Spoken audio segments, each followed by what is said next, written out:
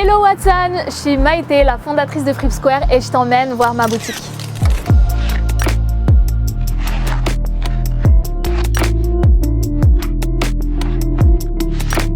L'aventure Fripp Square, elle a commencé il y a 4 ans. J'ai commencé par mettre des photos de vêtements de seconde main sur Instagram. J'ai créé mon site internet et ensuite on a ouvert une boutique et un café à Lausanne. J'ai eu l'idée de créer Fripp Square quand je me suis rendu compte qu'il n'y avait pas beaucoup d'alternatives à la fast fashion, qu'on n'avait pas beaucoup de friperies en Suisse. Ce qui me différencie aussi, c'est qu'il n'y a pas besoin de fouiller et de passer des heures à chercher des pièces. J'essaye de faciliter un maximum l'achat de seconde main.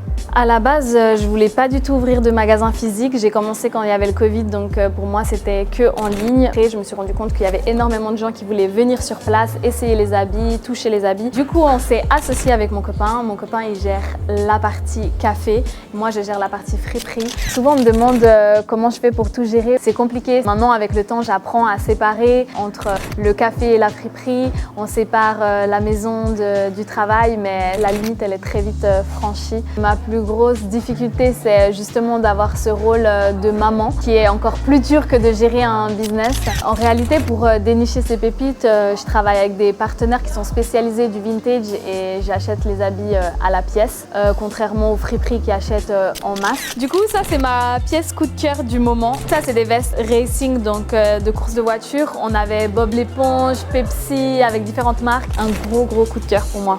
Mes prochains défis, ça sera de développer Fripp Square déjà en Suisse, d'ouvrir d'autres magasins et à l'international, j'espère. Et surtout la marque de lunettes Kelani que j'ai créée et qui devrait exploser prochainement.